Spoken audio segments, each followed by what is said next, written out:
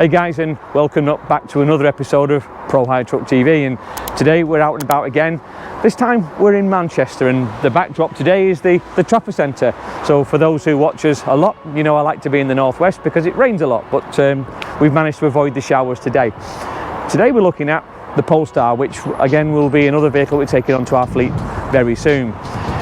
We've been invited in and had a great opportunity to look at the car try before we buy, if you like, and that's what we're going to do over the next few minutes. Get a feel for this car and just how it was able to integrate into your fleet.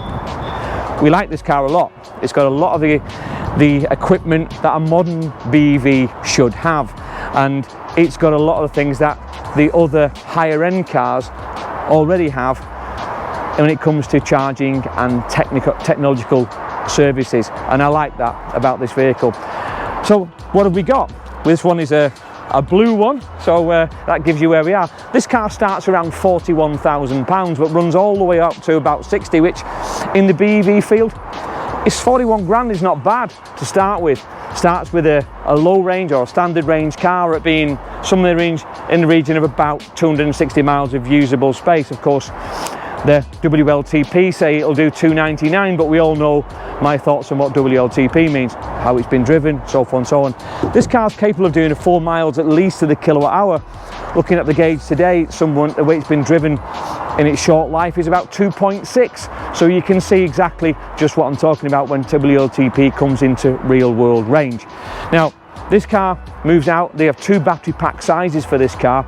You know, 69 kilowatt, as I said, giving you a WLTP of circa 300 miles. But I think the standard range model here at 41,000 quid with a 250-260 mile range is a pretty good car for the money. You know, really solid car. This car can charge, and boy can this car charge.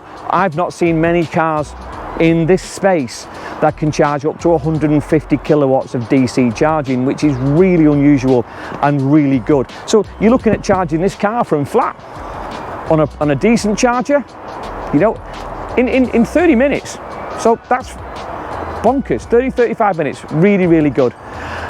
Again, 7 kilowatt, 11, 22 kilowatt charging. You know, what's not to love? This is a decent car, and I think will sit well into the space. Another thing about this car, it can be serviced through the Volvo franchise dealers. Now, this car itself is manufactured in China and runs on battery packs, which you hear me mention a lot about the battery packs and conversations, and right the way through our videos we talk about where batteries come from. This again is running on a CATL battery pack, and when you look at some of the DAF products and some of the Maxus products we talk about, all running on CATL. Now, they run on both CATL and LG. LG are also quite a prolific battery pack manufacturer.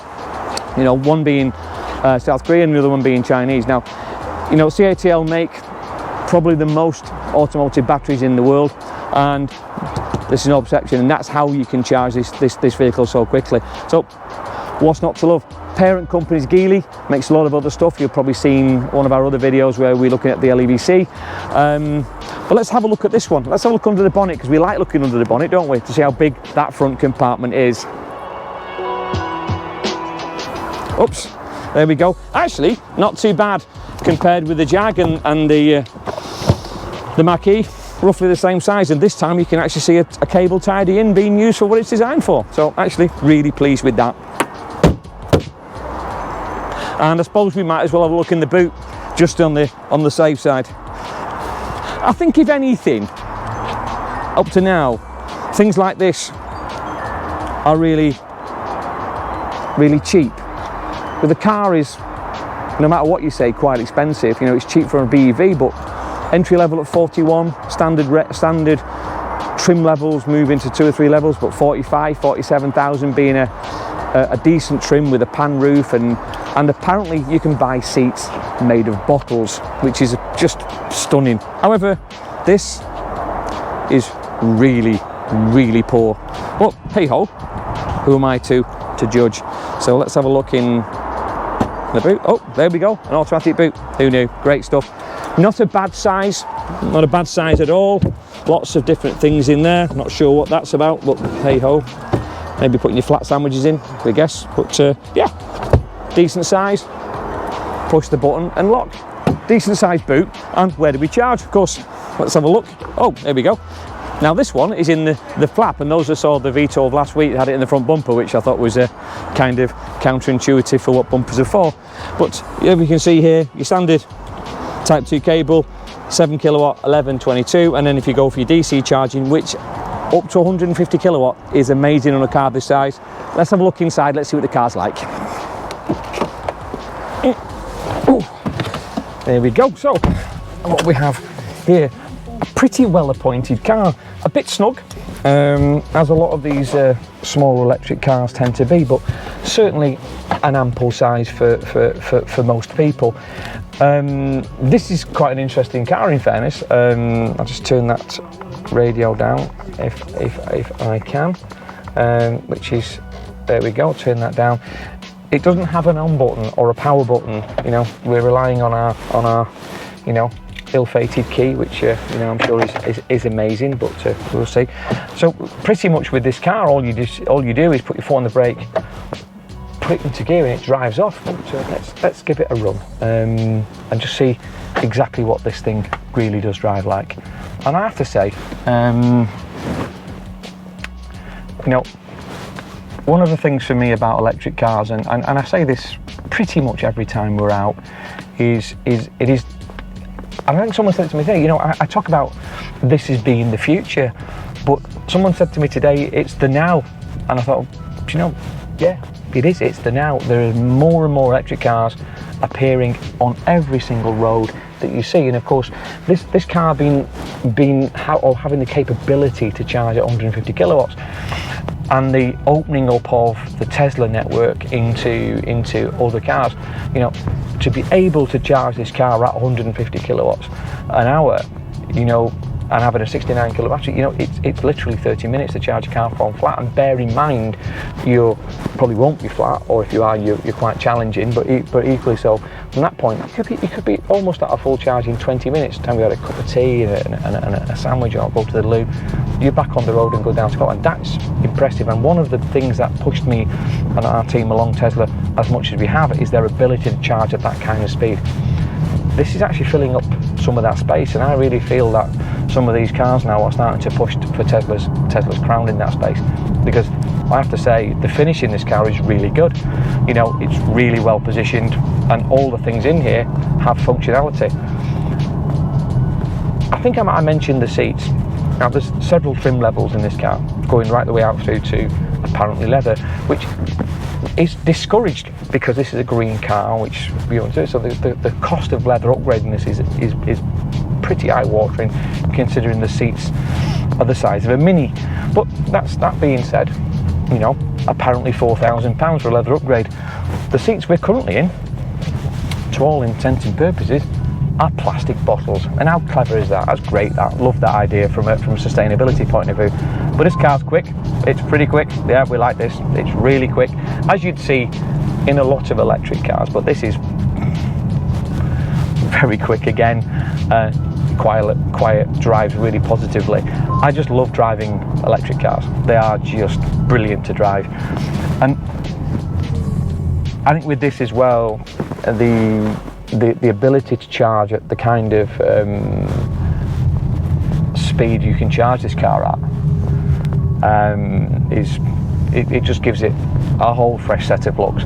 Now, going right the way throughout later this year, this car's going to become available in SUV model, so a slightly bigger vehicle, a bigger version, so an SUV, Polestar 3. And at the level, trim level, this takes it out to 58,000 quid with all of the other bits of accoutrements you can have. You can really pump this up.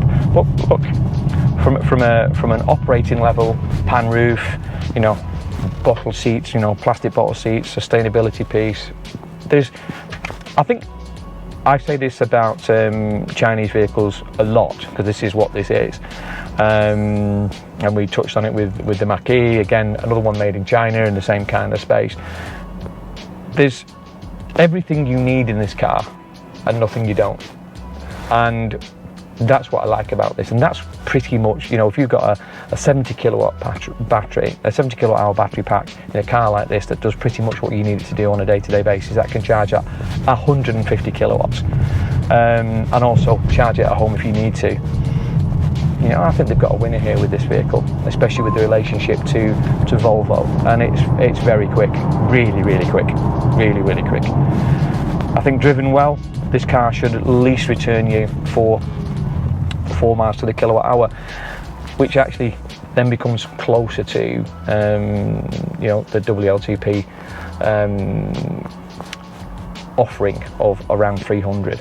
But as I said, when you look at this car and its previous history over the last 2,000 miles or so, it's been really not returning much more than 2.6 miles to the kilowatt hour. But I can assure you that's more the way it's been driven in that area than what's capable of this car.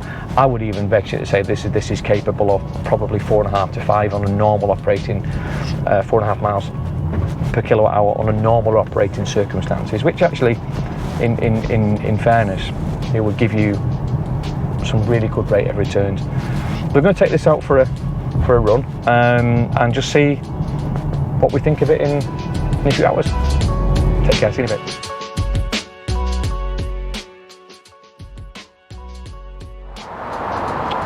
So we've come to an end of an afternoon with Polestar, for me personally, around the roads of Manchester. It's a good car. I've enjoyed the experience. The car itself, I think, is probably one of the better electric vehicles that you're going to find on the UK roads today, and it's got a combination of great pedigree. I mean, 𝐕𝐢𝐝 are a very large organisation. CATL make amazing batteries, LG make great batteries, the powertrains, the Volvo connection, the network, pretty decent all the way right through. I have to admit that taking something onto the fleet will be a decent piece of equipment for us, and we've got quite a number of electric cars on our fleet now, which actually we're referencing and we're talking about, and again we'll be able to feed back to you in 6 or 12 months what something like this actually delivers and how it gets back to you. Overall, not a bad piece of equipment. I'm going to find out how much these rubbishy keys are, because to be fair, I think that's going to last about 15 minutes and we're going to end up buying lots of them. So when you're buying the cars, I would suggest that you try and get a few of these and lock them away in a box, because I think you're going to need them. Other than that, it's a very decent level car. The tech on board is great, and that's the thing to think about. You know, the finish in the car is a little bit maybe plasticky, however the battery pack, the power, the charging, all the things that you need to make this work on a day-to-day basis is high end. So hope you've enjoyed even, put my teeth back in, our latest outing for Pro Hire Truck TV, and you know, as much as we've enjoyed doing the programs in the first place, please subscribe and follow us if you can, and we look forward to seeing you again very soon. Take care, guys.